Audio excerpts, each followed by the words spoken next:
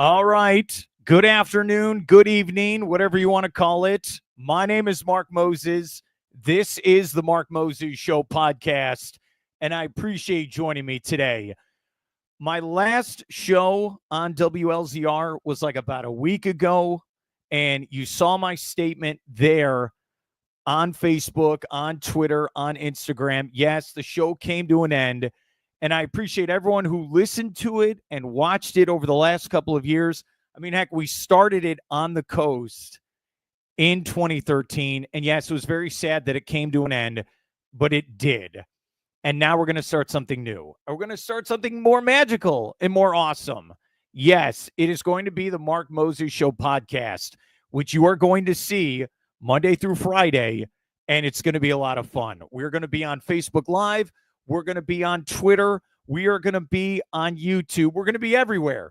You could still check out the audio podcast version of the show through Podbean. This is very key. So I am going to get through today's show, episode 1 of the Mark Moses Show podcast, and then we're going to start really building on this and get it to the next level. We're under construction right now. We're at my offices there in West Melbourne. We got our corporate engineers working on the different studios, and I'm going to have a new office. We're going to be working on all of that stuff behind the scenes. So for right now, I'm going to be broadcasting from home, from one of my offices. It's going to be a little wild the first couple of weeks, but we're going to get it going in the right direction, I promise. And we're going to add it. We're going to make it even cooler than it was before. So that's my official statement. Welcome to a Monday. Welcome to St. Patrick's Day. We're going to have some fun. I got some great guests coming up today. I do. As you are going to hear from head basketball coach, legend. Yes, Mr. Billy Mims is going to be joining us. You're going to hear my conversation with him. We're going to be doing that here in about 10 minutes because I made that announcement Friday around 2 p.m. or so about what's going to happen to the show. And then about an hour later, Coach Mims, who's a great friend of mine, he did his official statement saying, I'm stepping down as the head basketball coach there at Florida Tech here in Melbourne. So you're going to hear from Coach Mims, why he made the decision, what he might do moving forward. Yeah, we're going to do that. It's going to be a lot of fun. And also, I know John Reynolds there at Florida Tech also stepped down. He's a legend when it comes to women's basketball. So I hope to get Coach Reynolds on as well moving forward. I do.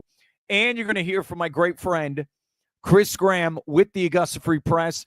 Does an amazing job covering college basketball for the ACC. I've known him for 15 years.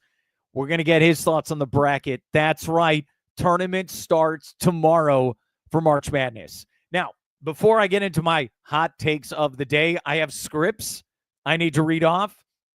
I want to thank the fine people with Anajar and Levine, accident attorneys, for coming on board with me. They were our studio sponsor on the radio station. So they're going to be, and I appreciate them again for moving over to being the studio sponsor of the Mark Moses Show podcast. Now, I know we don't have an actual studio, but you can see their logo on the top corner there. They are great. I'm going to read off their phone number. Yes, you need help, call them today. 1-800-747-FREE.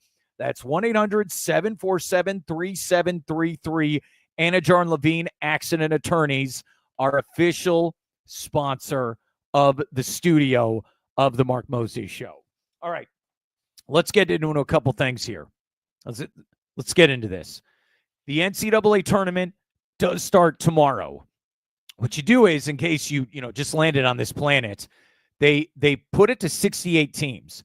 We are going to have the first 4 type games coming up tomorrow night there in Dayton, Ohio. And you're like, well, I don't really care. Remember, we have had opportunities in the last 10 years to see a team play in Dayton, Ohio, then go on a run.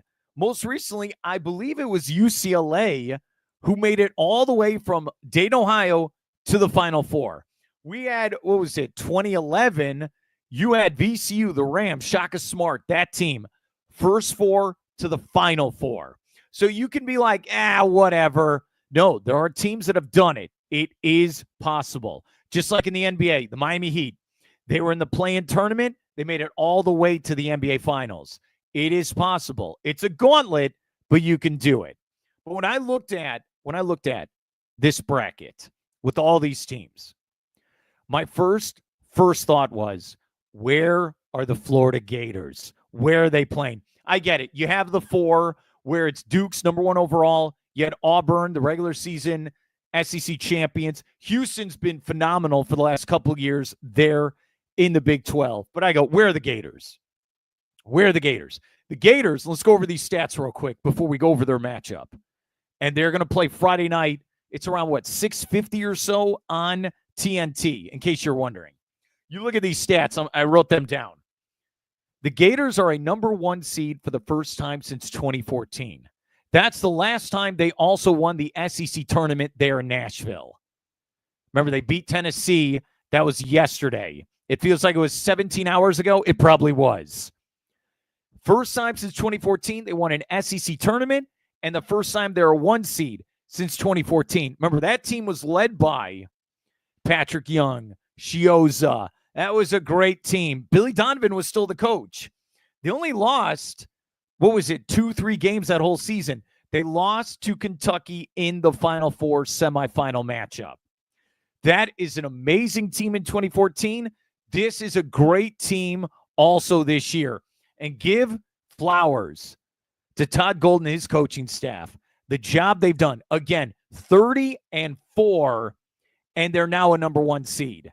And they have beaten everyone. You look at that SEC tournament, every win was by double digits. And you look overall, the SEC, 14 teams from the conference, a record, have made the tournament. Gators beat them all. All beat Auburn, beat Bama, beat Missouri, beat Tennessee. They are a juggernaut of a basketball team. They play offense. They play defense. They're smart. They have depth. I love the Gators basketball team this year. I told you a couple weeks ago, I went up to the O-Dome. I saw them play Oklahoma. They're a great basketball team. But here's the kicker. Now it doesn't matter. I mean, this morning I saw ESPN do this article where, Gators are ranked 3rd in the country and Duke's number 1. Who cares? The Associated Press still released a top 25 poll. It doesn't matter anymore. Now you're in the big boy tournament. Now it's the gauntlet. Now you got to win 6 games in a row. And honestly, what the regular season does is gives you seeding for the tournament. That's all it does. You're going to put a banner up, we won the SEC tournament. Okay, whatever. That's great and all. But now the real tournament starts. You've got to win 6 games in a row. I think the Gators are built to do it. I think the first 2 games are going to be very easy. I know, knock on wood, but I think they can do it. You got Norfolk State in the opener, 1-16. I think the Gators should handle business. And yeah, that game is 6:50 Friday night on TNT. Be there or be square. That's what's going to be happening coming up on Friday night. Then in the second matchup, if it was going to be, round of 32, you'll take on the winner of UConn. And this is not UConn that's won the last 2 national titles. UConn's an 8th seed, and they're going to be taking on Oklahoma, a team I saw the Gators destroy. That's right, in round 2. Gators should win against Norfolk State, and then they should beat the winner of that round of 32 game, and they should be going on to the Sweet 16. This team is built to make a Final Four run. Now they got to go do it. The only question would be, and I know, look, you got a lot of transfer guys, you got a lot of veterans on this team, but this core has never made a run in the tournament. They haven't. They've never gone deep in the tournament. We're going to find out moving forward if they can do it. So again, Gators play Friday night. We're going to be watching the game. We'll break it down right here on the Mark Moses Show. The other one yesterday was, which came out of nowhere. I was such in shock that the Orlando Magic were on national TV. I thought we were banned after how they lost to Cleveland a couple weeks ago on TNT. And I was at that game at the Kia Center when they lost by 40 points. That was ugly. I didn't think they were going to be asked back on national TV. But while all these conference championship games were going on, ABC Local had Orlando at Cleveland on. 1 o'clock with the tip. No, seriously. Had them on. And it was a wild game. And I remember I was texting my buddy Tim where I'm like, hey, the Magic are in this basketball game. What's going on here exactly? What is this? I thought they were going to get killed. I had no faith. But you know what? The Orlando Magic, and you got to give them credit, they stuck around. They stuck around. They stuck around. They kept battling. They kept making basket, point, defensive play. They kept getting at it. And you look at that 5-game road trip. They went 3-2, and they got the big win yesterday, 108-103. They're at Cleveland to snap Cleveland. What was it, 16-game winning streak? That was a big, big win for the Orlando Magic. And honestly, Paolo and Franz did not shoot well. They did not yesterday. They did not shoot well, and they got it done. That was a big win for the Magic. So if you go over the stats now, all right, Magic are still below 500, but it appears like the whole Eastern Conference outside of Cleveland and Boston are. Magic are 32-37. They are the 8th seed, half game out of Atlanta for the 7th seed, 5 games out of Detroit for the 6th seed.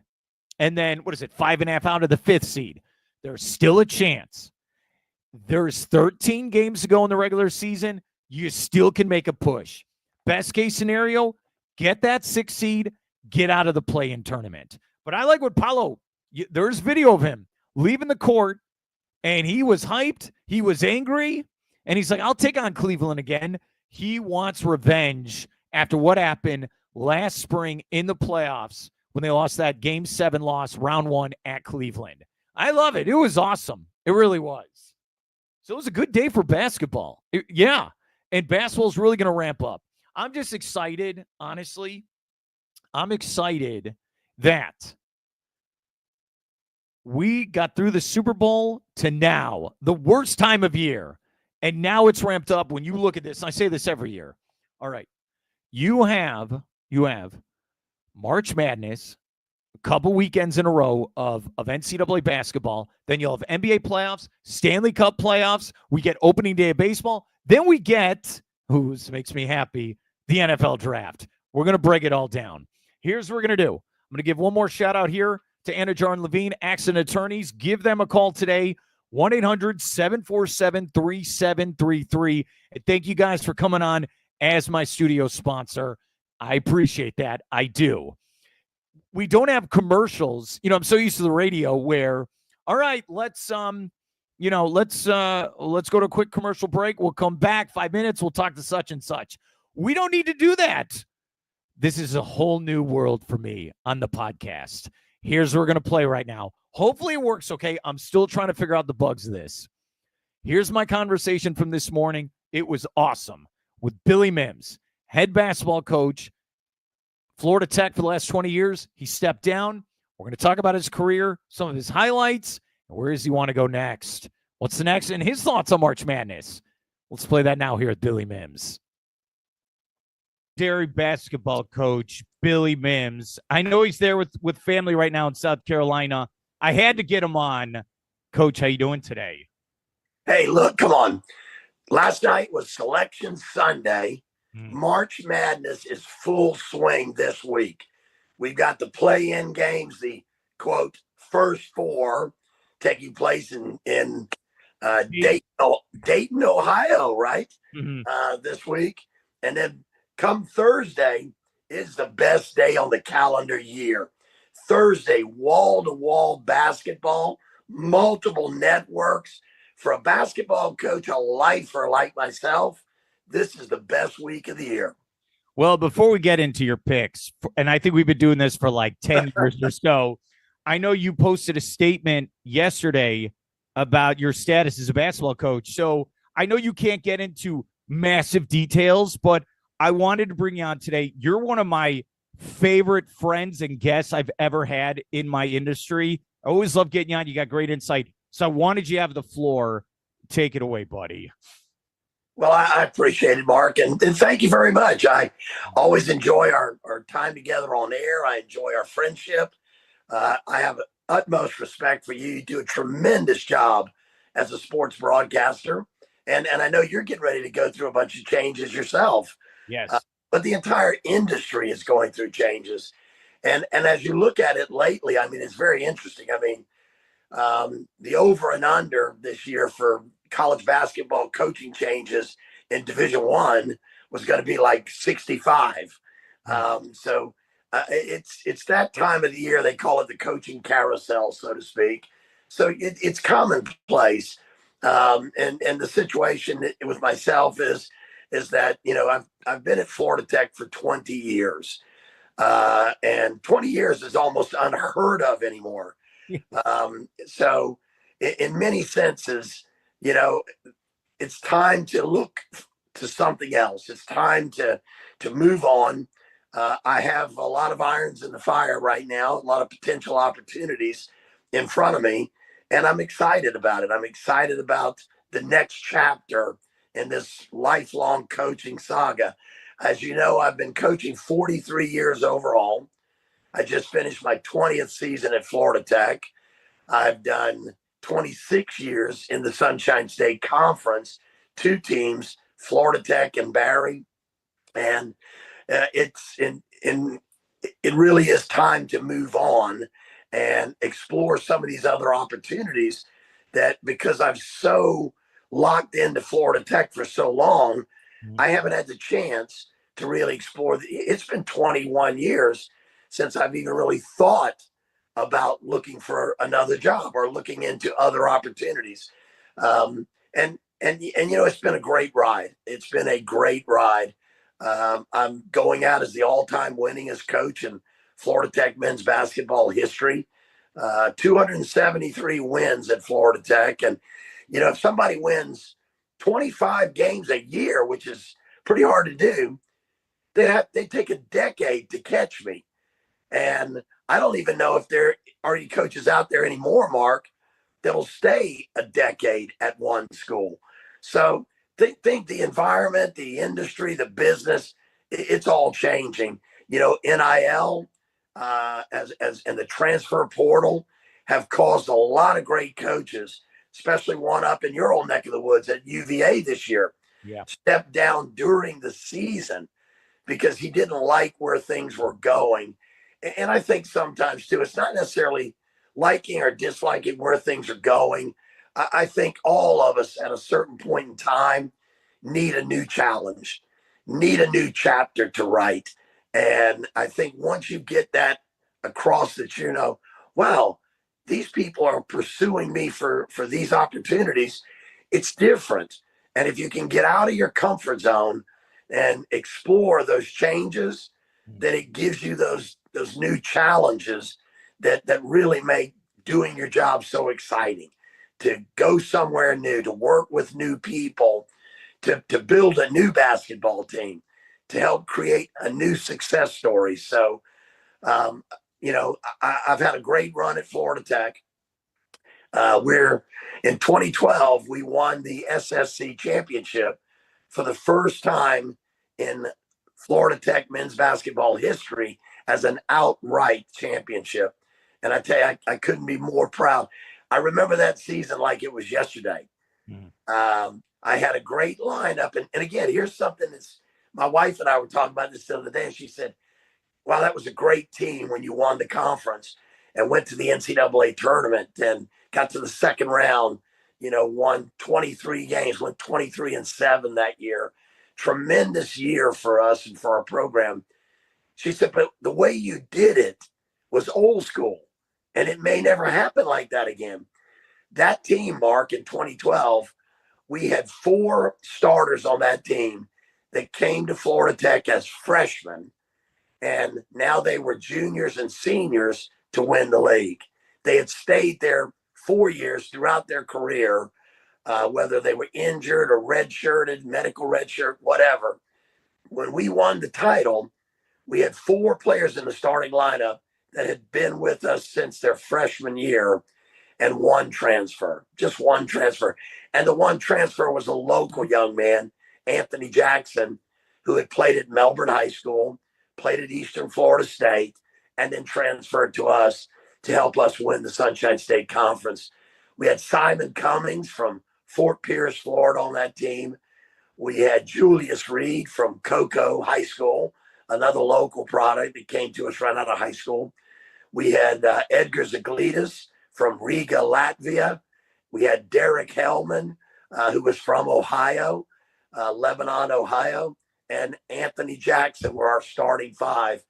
And I remember it so well because we look back, Mark, we started that season at Mississippi State, an SEC matchup.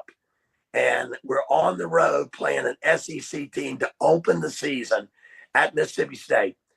We didn't win the game, but when the game was over, I'll vividly remember it forever. They had a player named D. Bost, a point guard that was at the time was a finalist for the Wooden Award, right? And D. Bost was supposed to be the best point guard in America. Well, that night, D. Bost had, I believe, 5 points, 3 assists, 2 steals for the game, right? Julius Reed from Cocoa, Florida, in that same game that night, had 23 points, 8 assists, 5 steals. When the game was over and I went to shake hands with the head basketball coach of Mississippi State at the time, he shook my hand. He said, "Billy, what a great game tonight." He said, "You did everything we wanted. You tested us." He said, "But I want to tell you one thing. I thought I had the best point guard in America. Tonight, I saw a better one." Great story. That better one was from Cocoa, Florida, playing for Florida Tech, Julius Reed. Okay, we're here with Billy Mims. He's talking about his career at Florida Tech, 20 years. And I want to state this. He's in my Hall of Fame. He's in the Space Coast Sports Hall of Fame. This guy is a legend. Here's the story I want you to know. So the first time I ever met you, I remember Ryan, who used to be the athletic communications. I think he's in Indianapolis now. Ryan Jones. He works for the NCAA. Yeah, Ryan's a great guy. So he's like, "You should get Coach on." And I'm like, "Okay." So I remember the first time, I've told you this story over the years. First time I said, "All right, I better do my prep." So I wrote out all these questions for you. And the first 2 minutes you started talking, I ripped it up, said, "I don't need to ask anything. Coach, you're so media savvy. I don't need to do anything." The other thing I've never told you before, never. So you show up, you got the best haircut here in the state of Florida, as always. And you just got that smoothness and you got that swag. I was like, "Oh, this guy's like a New Yorker, like Patino or Calipari." Because you just you got that aura about you. And then I swear a couple months in, you're like, "Yeah, I'm from South Carolina." What? What? So it always makes me laugh. But the kudos I will give you, the flowers, if you put it that way, is you're not just a basketball coach. You give back. You go to these clinics around the world and teach the game of basketball and just life lessons. And I know you're going to go to the Final Four in San Antonio in a couple weeks, and you really network. And I always love you talk about, you're always on these like committees and you're going over the game where should we change defense? How should we do this? And I love, and again, and I'm so jealous, by the way, where you'll go to like Greece and Ireland, all paid, but you're working there and you're building these connections. And I think that's very key. And I like what you brought up. And I know you love this. You're like, "Mark, I'll sit back. I'll hear this all day." I know you love it. So what I think about with myself and I think about you is, a brand, like a brand. Hey, we're a team. Like behind me, you see the Orlando Magic. The Orlando Magic, that's a brand. Florida Tech's a brand. But a brand's only good about the people that are there. The people make a brand.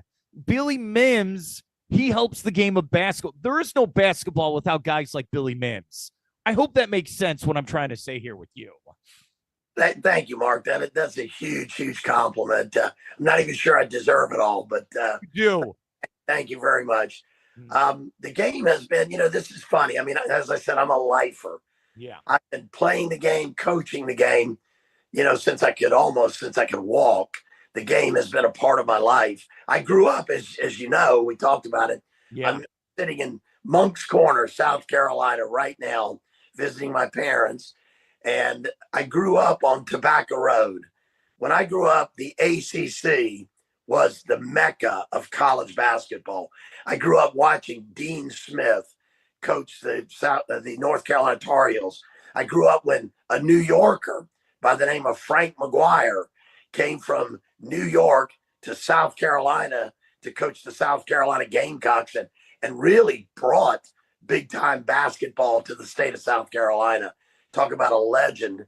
I was fortunate to attend his basketball camp when I was young and meet Coach McGuire. And he was sort of, my mentor, a hero to me.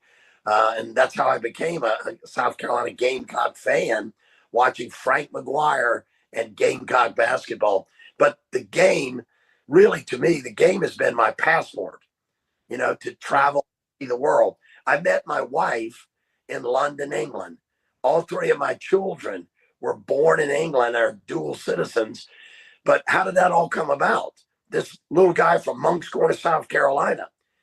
Basketball was my ticket to see the world because I got offered a job. I was coaching in Miami. I was at Barry University, head coach and a young head coach in the Sunshine State Conference. And I got a phone call one day about a player named Anthel Hicks, who was a USA Today first team All-American at Barry. And I got a call from London, England, a guy named Barry Dow, wanting me to tell him all about this great player because they were putting together a new professional basketball team in London. And as any good coach would do, I sold my player to him. I was on the phone, and I'm sure you can imagine this. Yes. Couple of hours telling him how great Anthel Hicks was. The next day he called me back and he said, man, I really liked how you sold that player, but we have an opportunity to take a veteran who's just become available. We're going to take the veteran instead of going with the rookie, your kid. But I want to tell you, I love how you sold him. Is there any chance you'd like to fly over here and interview for our head coaching job? That is how weird it happened, Mark. Yeah. So I did.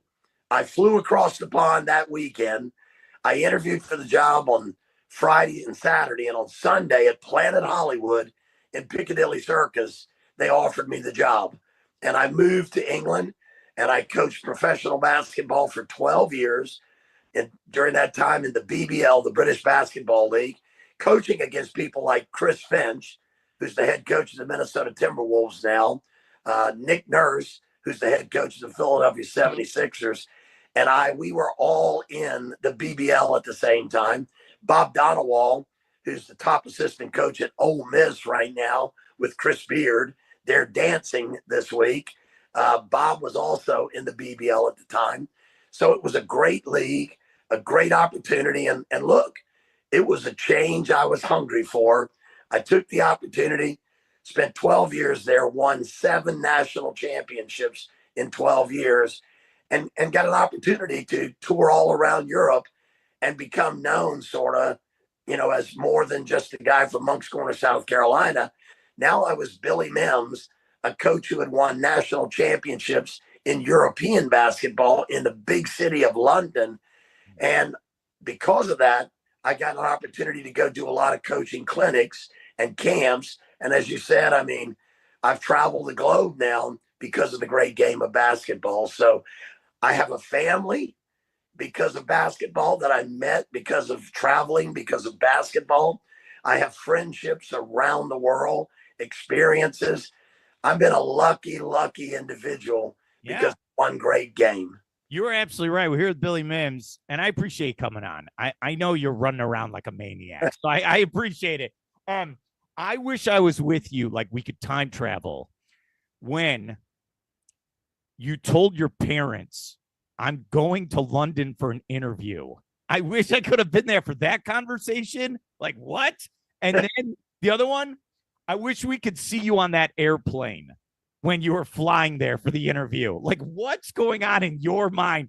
Because we've all been there where you're interviewing for a job. Like, am I going to really move to this place? Like, I know you're probably driving around like, what's going on?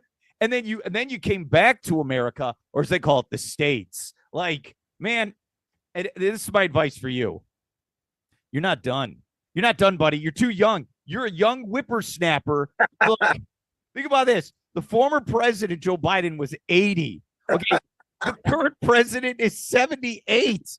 I don't even know how old Rick Pitino is, but he keeps going. You got another 20 years in you, buddy. So I hope you're ready for this. Hey, I think Rick Pitino, I believe, is 72 right now. Yes. And you know what? He's going to be dancing this week. And what a great story. I mean, look at Rick.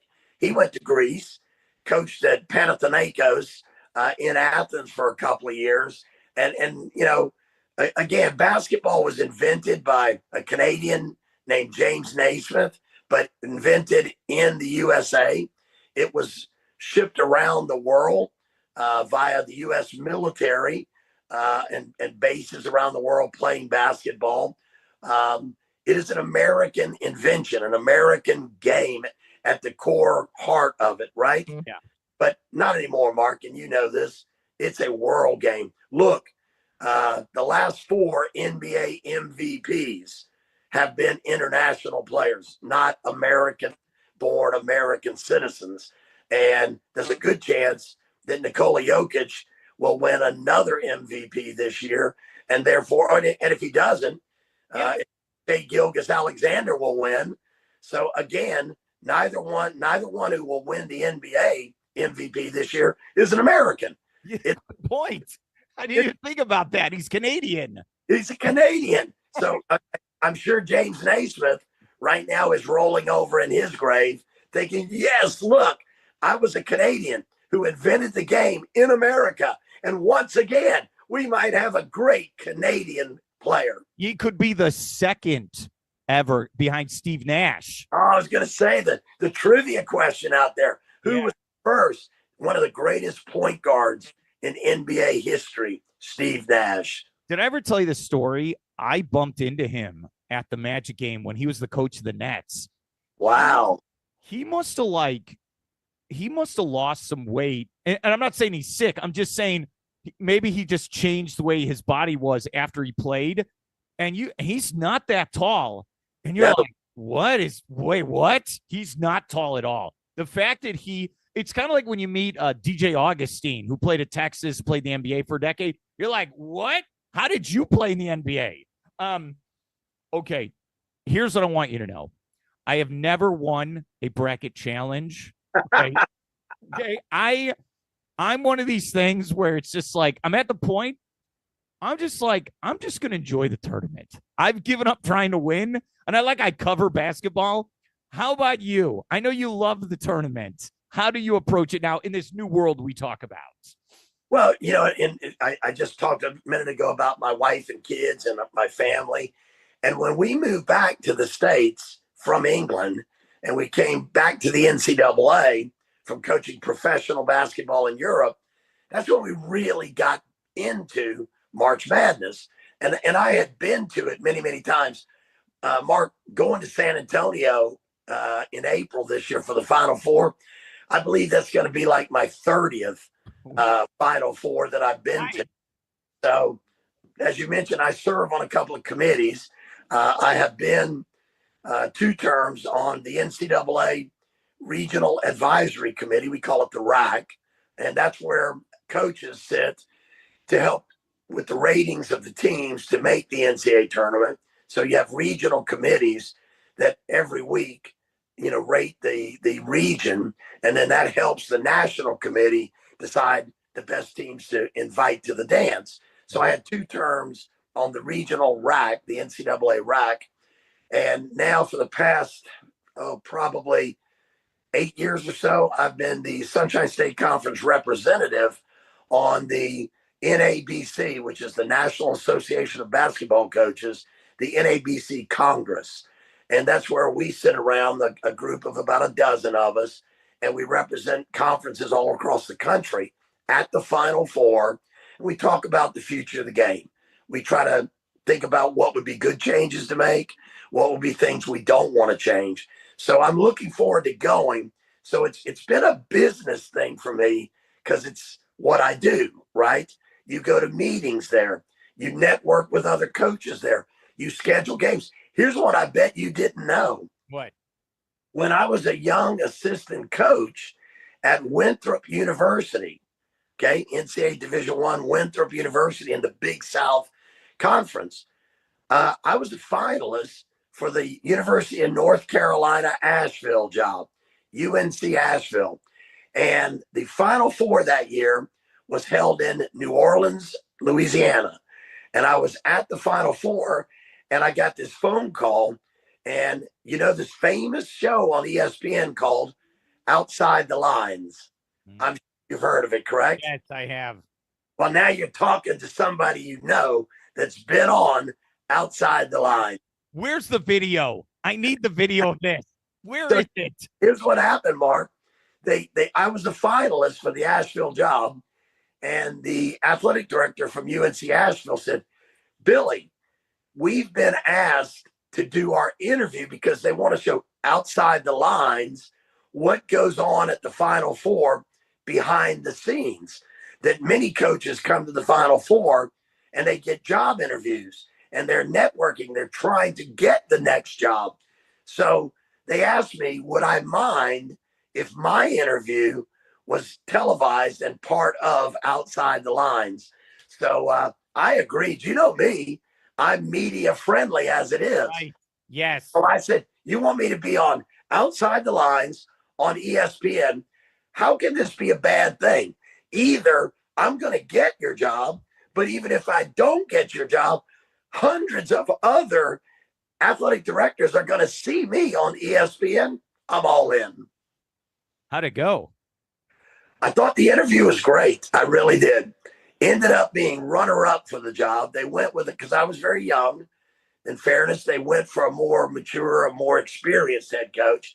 But they said, as far as the young candidates for the job, I was the best. And I said, you know what? I said, I loved every minute of it. We had all the cameras and the spotlights on. And I said, you know, here I am. You call this the hot seat. I'm sitting in the hot seat. I said, I love it. Let the cameras roll and let's do it.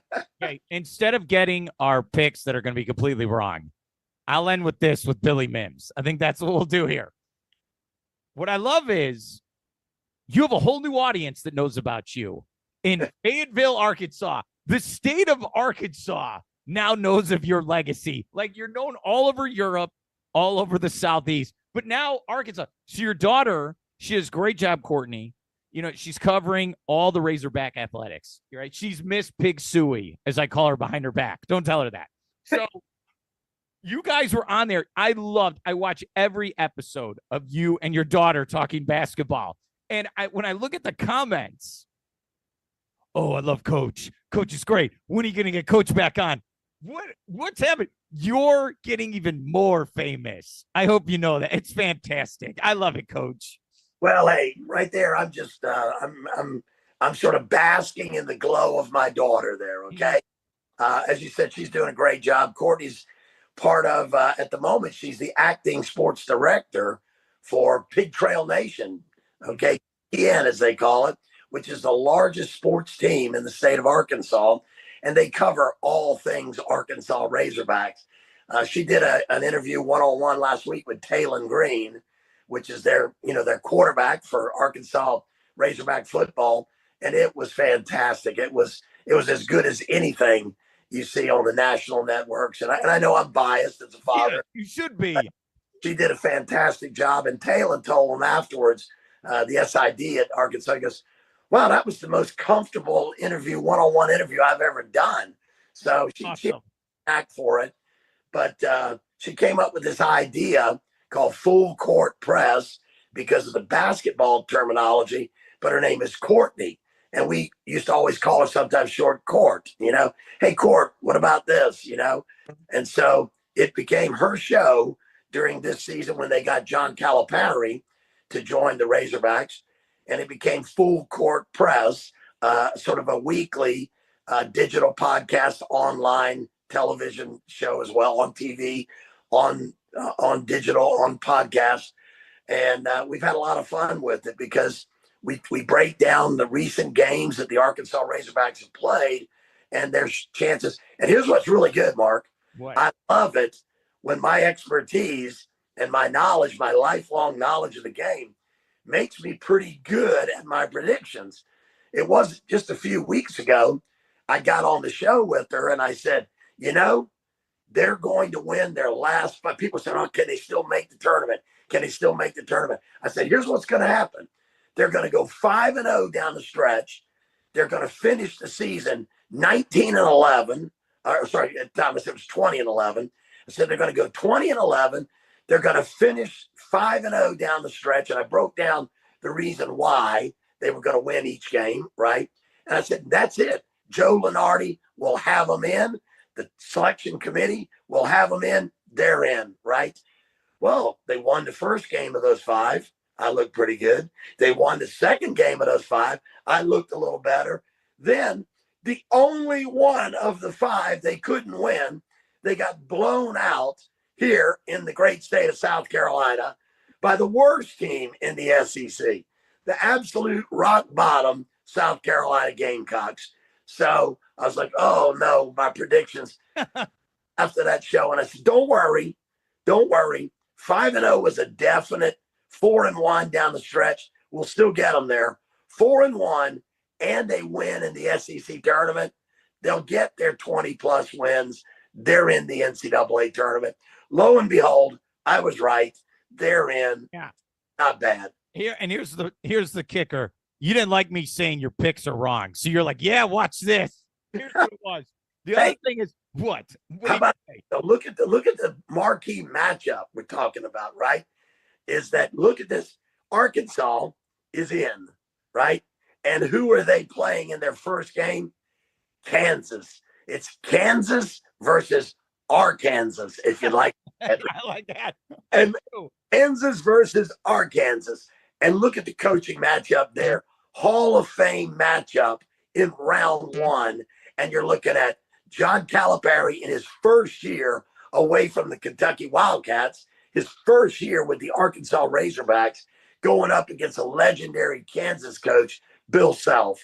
I mean, you can't ask for a better matchup than that of 2 teams out sort of in the Midwest, the rural central part of America. That is just 2 legendary fan bases, right? The Kansas Jayhawk fans, Rock Chalk Jayhawk, and Woo Pig Suey. I don't know any other college basketball teams or college football teams that have better sayings than Rock Chalk Jayhawk or Woo Pig Suey, right? I will be completely honest with you. I'll be a homer when I say this. I only care about the Gators in this tournament. Okay. That's all I care about. I go, look, this is it. This is it for the, you know, it's funny. I know we're running out of time here, and I appreciate coming on, Coach. It's like, oh, they're number 1 seed. They won 30 games. SEC tournament champions. First time since 2014. 1 seed. First time since 20. Okay. That's great. Welcome to the gauntlet. Here we go. Is that how you, we'll end with this. Is that how you look at it? Yeah, whatever he did in the regular season, that's cute. Now it gets real. Is that how you look at it? Well, here's the thing, and I hate to say this for Florida Gator fans, and I could be wrong on this, but legend, history, when you look at the NCAA tournament, and let's first say, what a banner year for the SEC. Yeah. I grew up on Tobacco Road, right? I'm used to seeing the ACC be the dominant, and come on, North Carolina State, Virginia. You look at the national champions galore that have come out of the ACC. Look at the players, the Michael Jordans that have come, David Thompson, that have come out of the ACC in March Madness, right? The ACC was the juggernaut of college basketball. Not so much anymore. The SEC proved. Now, they've always been a great football conference, right? Now they're the number 1 basketball conference.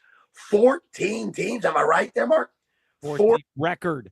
14. But they only have 16 in the conference. I know. So if you didn't make it, you're really bad. Like really, really bad. They were taking teams from the SEC this year with losing conference records over teams from the ACC with winning conference records. It just means more. You got to know. I mean, Florida State and Clemson have been complaining about the parity for a while as ACC football members, thinking that they're just as good as the SEC, right? They've been complaining about that. Well, now look, the basketball teams in the ACC got to be going, where's our respect? So not only do you have 14 SEC teams in the tournament, 2 of the 4 number 1 seeds are SEC teams, Auburn and Florida, right? Here's the bad news for the Gators. Okay. And good news for the Auburn Tigers. Okay. History and tradition says that, man, when it's a lot of good teams out there, no one team, there is no undefeated team, right? It's hard to win the NCAA tournament 6 games in a row. You talked about the gauntlet now, right? You've got to win 6 games all on neutral floors. You never play another game this year on your home court. You're traveling, you're playing for the first time on a neutral court, and you're playing an opponent that knows today is do or die, win or go home. The pressure is greater, the atmosphere is greater. It's hard to win. Now, here's the thing. One team is going to win 6 games in a row. 7 if you have to play in the first 4, right? That's why no team has ever won that played in the first 4. 7 games, almost impossible. 6, difficult, but you got to do it. One team out of this field of 68 teams will win 6 straight games, okay? Maybe 7 if you come from the first 4. But every coach out there would say, I'd rather lose in my conference tournament than, because if you win so how many games did Florida just win in the SEC tournament? What was it, 3 or 4? I mean, yeah.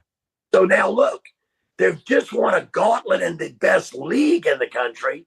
Now they got to go from that to playing in the biggest environment, March Madness, and they got to continue to win. That's the problem. If you lost before you get into March Madness, you have a better chance to win 6 straight. Otherwise, your winning streak goes on and on and on. And it's like, you're the big Gator guy. When was the last game Florida lost and who was it against? I don't know. But I'm telling you, now that winning streak becomes that much more difficult for the Gators because they march through the SEC. Other teams, look at Arkansas, for instance. They lost out. They're still in the NCAA tournament. By losing in their conference tournament, they got a little more time to get some injured players healthy. And believe it or not, you might want to pick Arkansas as an upset pick early on, because I know from a good source that because they're now in the postseason, the best freshman point guard in the NCAA, Boogie Flan, who went out earlier in the season from Arkansas with a broken bone in his hand and had to have surgery. Boogie Flan is just about to be cleared to return to play. He is a freshman sensation. Arkansas is a lot better with Boogie Flan in the lineup. Thero Adu, also another guy that could be back. See, you've done all these Arkansas podcasts. Now you know the whole team. You've had to do your research. All right.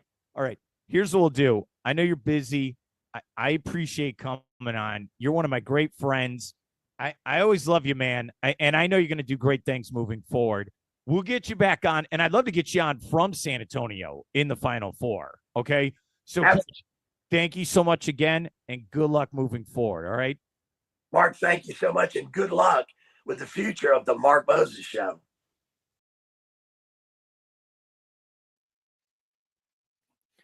Great stuff. Always love talking to Billy Mims. I've known him for 12 years now. He's one of my favorites. Mount Rushmore guests I've had in my career. And essentially stepping down as the head basketball coach there at Florida Tech, and he was there for 20 years, even though he said in the conversation that he's been in coaching for 43 years. The guy's a legend. He's going to do something great moving forward. Congratulations on 20 years at Florida Tech, and good luck on the future, Coach Mims. Again, this is our first episode of the Mark Moses Show podcast. We are at home studio. They're working in my offices on building a new studio set. We're going to have so much fun moving forward. I want to thank, this is very key, and we'll go to our next guest. I want to thank Anajar and Levine Accident Attorneys. Give them a call, 1-800-747-FREE. That's 1-800-747-3733. Anna Jar and Levine, Accident Attorneys, our official studio sponsor. Now, I did this last night, right when the brackets came out.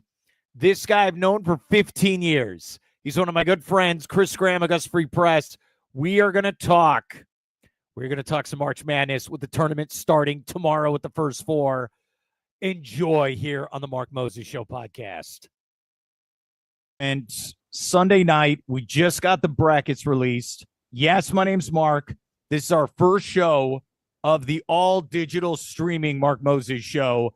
And I had to bring on this gentleman who does an amazing job there in the Commonwealth of Virginia. I've known him a long time. He is Chris Graham with the Augusta Free Press. And I just want to say this. He actually covers college basketball, not like everyone else, including myself. Chris, how you doing today, buddy? I am honored to be the first guest on the new digital era of the Mark Moses Show. I first met you in 2010. We were at the football stadium there at UVA in Charlottesville, Scott Stadium. I think that's what it's still called. Yeah, that is correct. They haven't sold the naming rights yet, but that's pending, right? You're absolutely right. So I've known you, man, 15 or so years. That is crazy. How did that happen? They sat us on the end of the press box together because we were either the least important or most dangerous or both of guys who were there. I remember the moment I first started talking to you. The conversation was probably football and wrestling. That's probably what we talked about. Maybe not in that order either. Yeah, you're absolutely right. So I always appreciate your help. I'm excited with all this, and we got to talk some March Madness. And I want to start with this. I am starting this digital thing. You've been doing digital stuff, you were telling me off air, since 2002. Yeah. What is your advice for me, my friend, as I'm going all digital now? Welcome to the resistance, I guess would be the first thing to say. No, now this is mainstream now, right? I mean, when I was doing this back in 2002, I had to explain to people for years. Yeah, no, there's no print paper or the case. There's no radio show. I'm an internet. I'm a website. I started doing podcasts before YouTube. I can't remember the first podcast service we used. That it's that far back. But no, this is the way to go now. So I'm excited for you because you're going to have a chance now to really get out there in the world, and the world deserves to hear more from you, Mark. And because your show is so good, more people need to hear it. I appreciate that. And yeah, Chris has been coming on with me for years, and I know he wants to give all his wrestling opinions, but we will start with March Madness. And I appreciate those kind words, by the way. Okay. The bracket was just released. Are you scared? Because I'm always scared. I admit this. I've watched college basketball my whole life. I cover it. I cover high school, college, and the NBA. I will admit this. I have never won a March Madness bracket challenge. I've never won. I feel like I know what I'm talking about, and then the games start. How about you as a guy that covers college basketball? When the team that I cover is in the tournament, which has been every year except for this year, I don't do a bracket because, I'm biased. And so this year I might actually do a bracket for the first time in a long time because Virginia, the school that I cover on a regular basis, is not in the tournament this year. I hope it's a one-year blip, but I think, Mark, probably some of what it is people who like us have developed a lot of have a lot of knowledge of the game and cover it regularly. We're it's almost paralysis by analysis. We know so much that we outthink ourselves, and that's dangerous in a bracket situation too, where one miss throws your whole bracket off. The SEC got a record 14 teams. Now I know, look, there's 30 teams in the conference. That's what it feels like now. But like 14, even Oklahoma, who I saw in person, it's not a good team. 14. You cover the ACC. What are your thoughts? We'll start there then.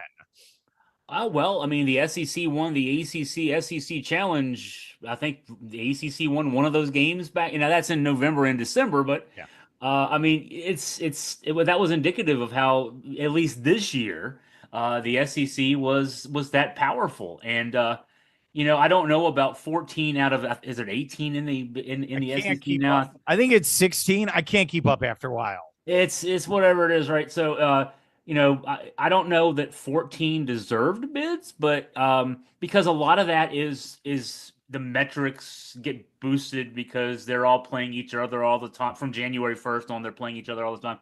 But I mean, at the top, there's really good basketball, and at the top is.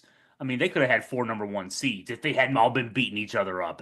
Yes. I got to see a lot of that this year because Virginia played Florida early in the season. The Auburn Duke game, even though Duke won that game, it was at Duke.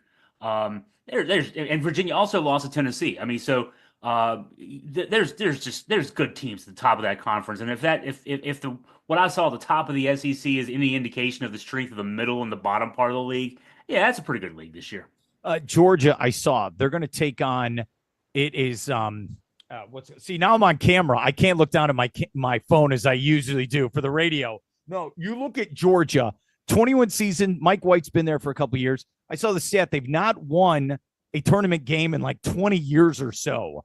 And they're going to take on that team, I think, from Spokane, Washington. They are. Yeah. So what have they gone? Gonzaga's gone to what, 26 in a row to the tournament? Those are those examples there of like, I think I know what to pick, but then I don't know what to pick. Do you see a lot of those types of games where there's a team that's won 26 games, there's another team that won 20? Is it one of these where a lot of these games are toss-ups? I think a lot are, because I'm going to quibble, with the tournament selection committee in terms of some of its seedings.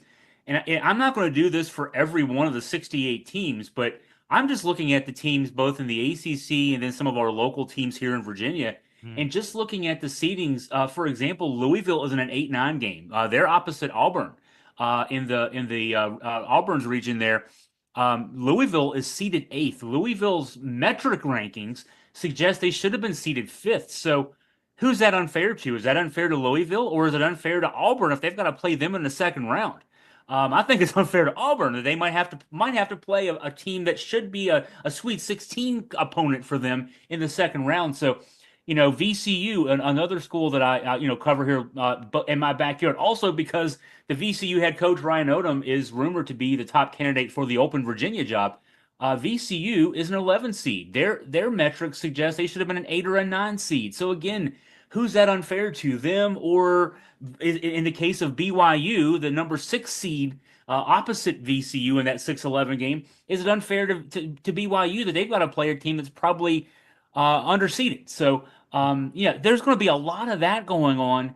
And if you're out there, okay, if you're picking your brackets, if you're betting, I suggest go do the kind of things that I do, which is go to all those metrics. There's like 8 or 9 really good metrics out there, and figure out where the NCAA got it wrong. And that's where you might find your upsets. Okay, the team I cover, the Florida Gators, 30 wins. 30 wins, and their first SEC tournament championship since 2014. And the last time they were a number 1 seed was 2014. That was the Final Four team. Patrick Young, Chioza, love that team. I really do.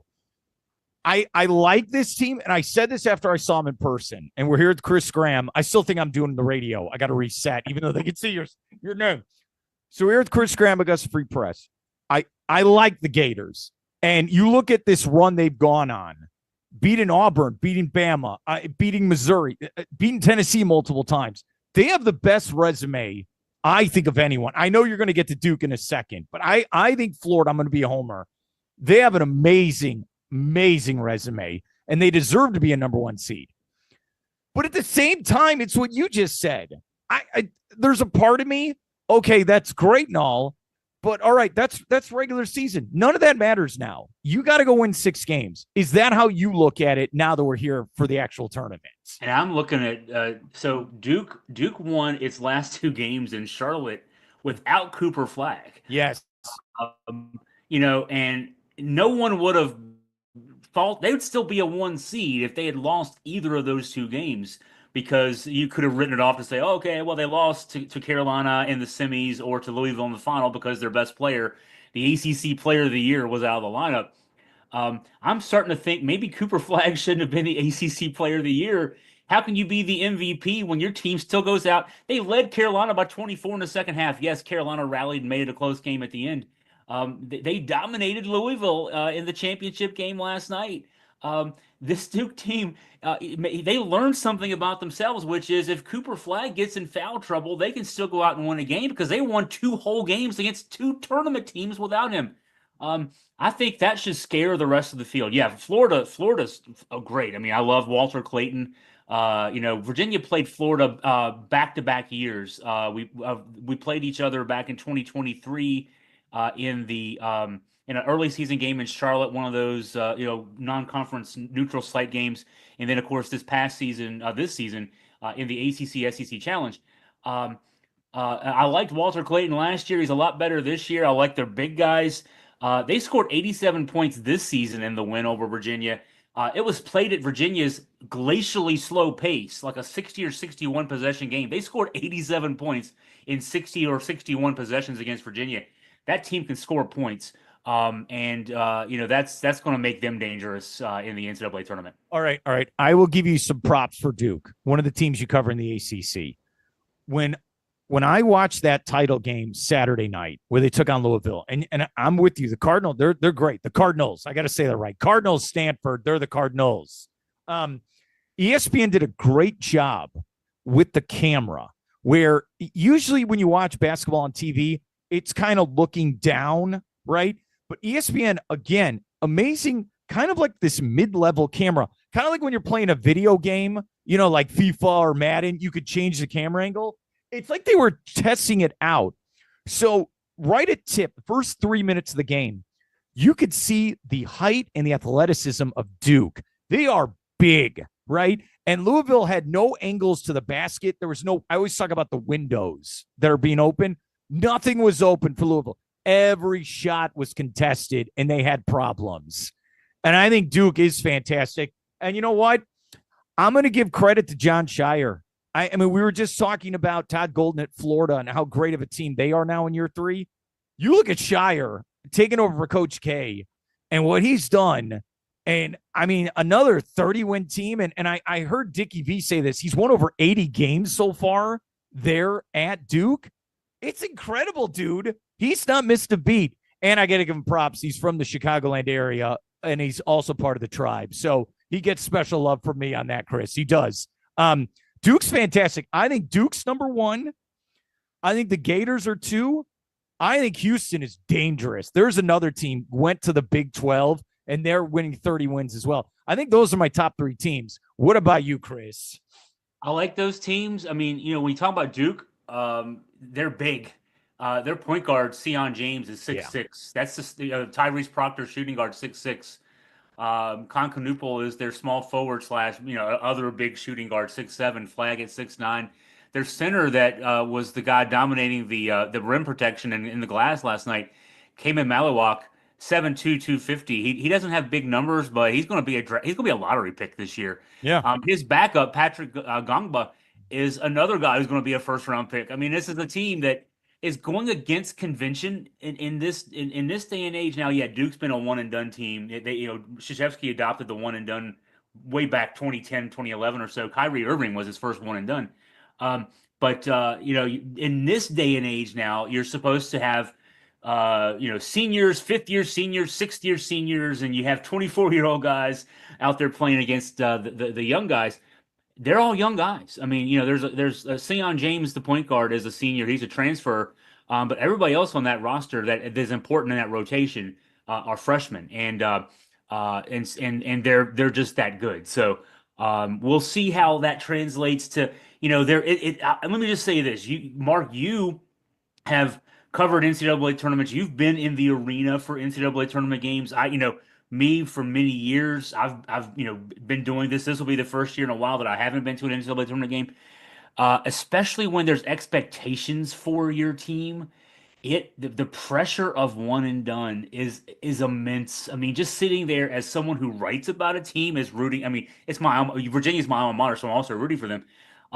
The pressure of those games is so much that you can't tell somebody, how much pressure it is until you're sitting in that environment. I can't imagine what it's like to play in that environment.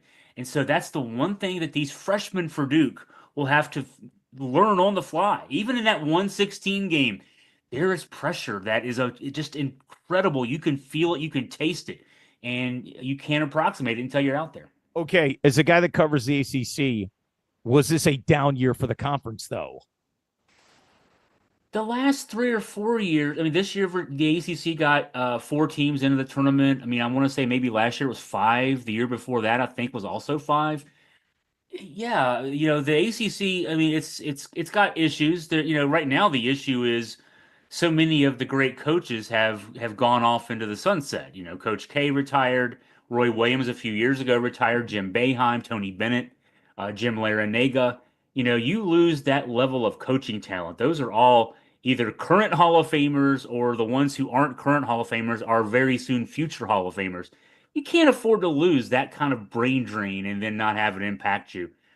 So there's some obvious issues there, but and also the money issues between the SEC, Big Ten as the Big Two, and then the next tier down being the Big 12, and in basketball the Big 12, ACC, and Big East.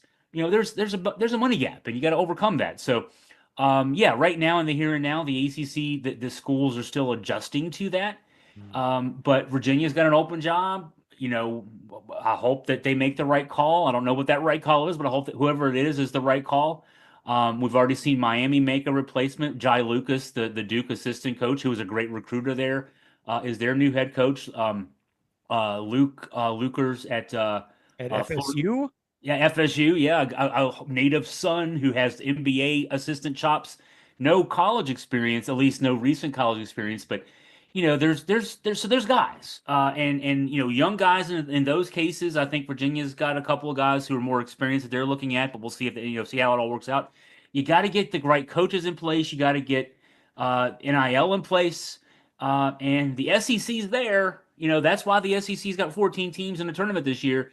The ACC needs to look at what the SEC is doing, and I think a lot of those schools are in the ACC, and say, here's what we got to do. We got to step up our game.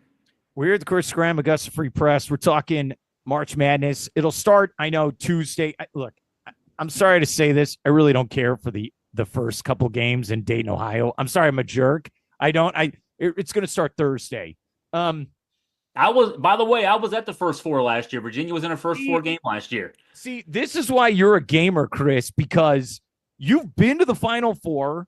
You've been to Dayton, Ohio for the first 4. You've been to Greensboro. So let's just say it's for the ACC tournament. You've been to Greensboro. You've been to Madison Square Garden, where it had no business being there, by the way, like none.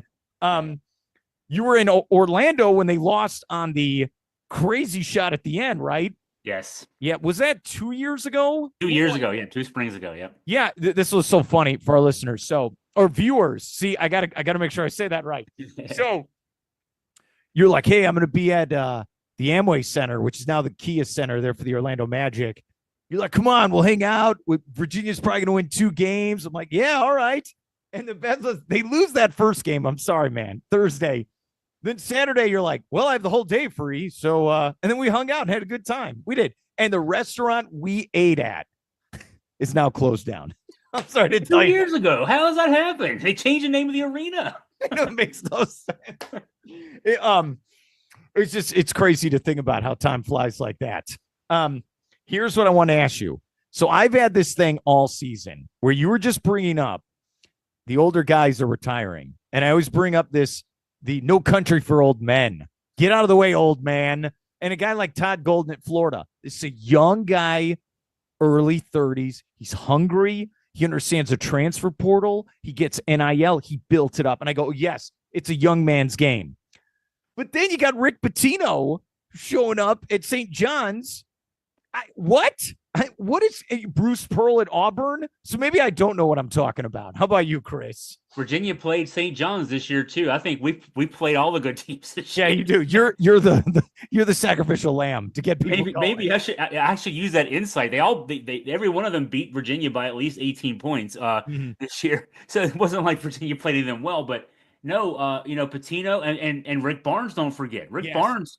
I mean, I'm writing about this Virginia coach search Rick Barnes in 1990, when Virginia's then legendary coach Terry Holland retired abruptly at the age of 49, Rick Barnes took the job at Virginia. He was a Providence coach. He took the job at Virginia he agreed to it verbally. And then as he's getting on the plane to come to Virginia to sign the contract and go for the press conference to say, I'm here, I'm your coach, he changed his mind. That was 35 years ago. He's still coaching. Most of the people he beat out for that job are either retired or dead. And he's still out, and not just coaching, but coaching well. So, yeah, there's the young guys who are hungry, and then there's the old guys who know how to do what they need to do. Pitino can coach. Look, some of the things off the court, I don't want to get into. But if you're just talking, can this guy coach basketball? Yes.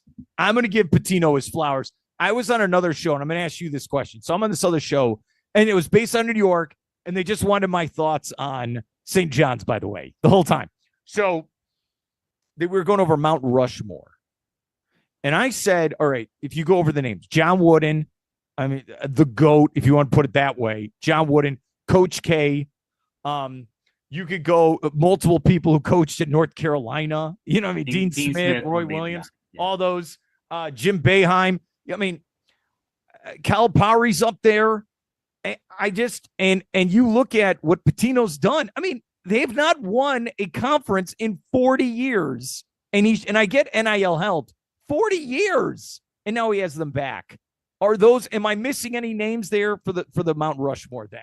Well, what's interesting about Pitino, okay, so you could say he's done it with NIL. Everybody else has the same access to, I mean, theoretically has the same access to do that that he does. Reading about this year's team, though, I mean, he's the guy that back in the 80s with Providence decided, here's how I'm going to take advantage of the game. There was at that point, new 3-point line. And so he had his team shoot more 3-pointers on an order of magnitude more than anybody else in the 80s. He just had his guys throwing up threes because he was an early a guy with metrics saying the more threes we make, the more we're going to win these games with less talent. And he did that with Providence, took him to a Final Four. And then that set him off. He got all these other great jobs as a result. This year he's got this roster recruited through NIL. He got all these guys. And he talked about how he gets these guys and he's going through his regular drills that he does in the preseason to see what they can do. And he realizes, I don't have a 3-point shooting team. There's nobody on this team that can shoot threes the way I want them to. Full circle. Yeah. So he decides what we're going to do is I've got guys who can attack the paint, though. We're going to attack the paint. We're not going to shoot threes. And we're going to play relentless defense. And back when Virginia played St. John's, we were still 3-0. We had beaten Villanova, and that seemed like an impressive win. And then St. John's was a buzzsaw. I mean, it was like watching a varsity team play against the 8th grade team. The way they would just come up and take the ball away from guys. It felt like, they were just the big kids beating up on the little kids. And that's what he's done. I can't win the way I want to, so I'm going to win this way this year. That's the mark of a good coach. He doesn't just coach to a system. He can adapt. He's 71 or 72 years old. He's been winning a certain way for 40 years, and he adapts this year and does that. That's the sign of a coach right there. All right, let's end with this. Even though we've made absolutely no picks, we've done? We're TV producers. We're coming up with all the storylines for the tournament. That's what we've done over the last 30 minutes or so. I still have issues with college basketball, and I love the sport, but the transition of college basketball to the NBA, I feel like it's completely broken because I go to the NBA draft and you saw this last summer where it was like, all right, we're taking all these guys from France and then from the G League and whatever the hell is NBA Ignite or where is that played at the YMCA? Who are these people? My question for you is, okay, I'm here in Florida. I don't think there was a lot of national hype for Cooper Flag. Like there was the beginning of the season. Then I kind of felt like it fizzled. It wasn't like Wemby hype or Zion Williamson. You're there. They always say Tobacco Road. You're there, right there. Did you feel all that hype for, this guy's going to the NBA? We did not. The Zion Williamson comparison is a great one because Zion, I think a part of that hype was that Of course, that Duke team. I was getting ready to say that Duke team was so good. This Duke team's a 1 seed, just like that team was in 2019. But Zion had the highlights, and Cooper Flag is not necessarily a highlight producer. I mean, I'm remembering a dunk in the Pitt game back in January where he dunked on a fast break through a guy, but he is just a guy. He had the game in Charlottesville where Duke won against Virginia 80-62 was kind of a ho hum. We beat them by 18 points game. He had 17 points and 14 rebounds in that game, and it was just a coolly efficient 17 points and 14 rebounds. He didn't do anything spectacular. They just ran a lot of offense through him. He had 4 or 5 assists in that game. Could have had a couple others if not for missed shots. Um, but it's not like he did anything terribly flashy like Williamson did. You were always good for a Williamson windmill dunk, alley-oop, where he jumped from half court. I mean, something, Vince Carter like out of him. Flag is just good on he's on every single play. And so maybe that's part of it and also let's say it this way. He's a big, tall, white Duke guy who we didn't hate. So that's a good point. He's the first big white Duke guy that we didn't hate. So, and there are still people. I saw somebody in the crowd last night wearing, and it was a Carolina person who I guess just had their tickets and decided to go hate watch the ACC championship game after their team lost on Friday night. A person wearing "I still hate Christian Laettner" shirt. That's 30 some years ago, and they still hate Christian Laettner. Was the person born when Christian Laettner played? I mean, okay, here's how I look at him for the draft. Okay, I was telling this to my brother before. You got to get a big three. Can you get your 3 best players on your team? So I see Cooper Flag as a 2 on a team. He's not a 1 option. He's a 2. But that's fine. I'm taking him with the first pick. I know Ron Harper's son is going to be like the 2nd pick, and I think Rutgers. I'm taking Cooper Flag at number 1, but he's going to be a second banana. Like you see the Magic logo. He could be my Franz Wagner. He's not Paolo Banchero. He's not. He could be the second banana, and I'm okay with that, Chris, if you draft him. I'm trying to think of a comp for him, and I'm struggling right now because I'm not disagreeing with second banana. He is somebody that will just make. Now, I mean, everything we read about him when he was in the U.S. Olympic camp last summer, there was that select team that played against the Olympic team to get them ready for the Paris Olympics. And there were a lot of people talking about how he was often the best player on the floor, including with the Olympic team when he was out there. He does everything. So it's not, but the thing is, he doesn't do one thing great. He's kind of like your 5-tool baseball player, yes. And so he does everything so well. He's not quite Larry Bird. He's got the outside shooting, but he doesn't have, that level of outside shooting. He doesn't have prowess at that.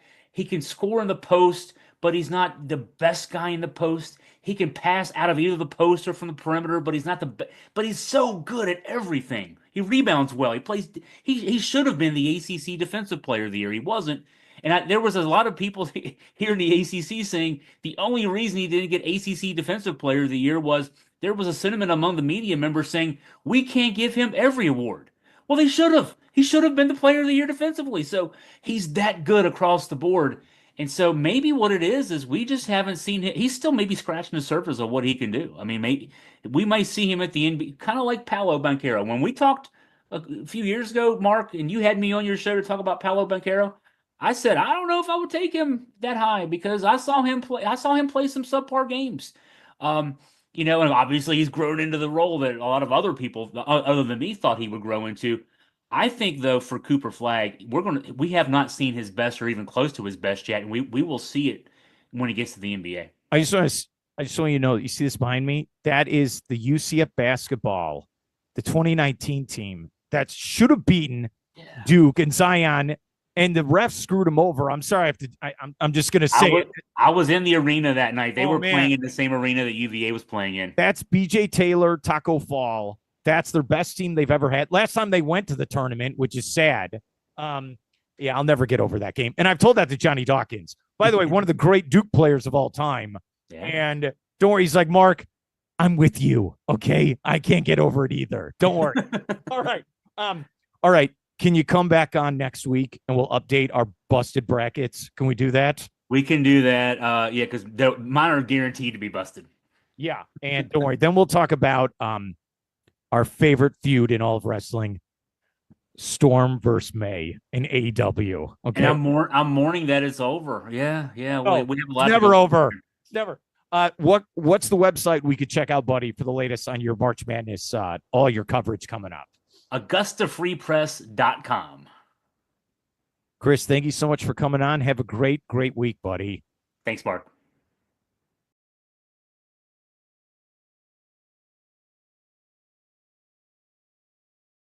It's great. Always love talking to Chris Graham. All right.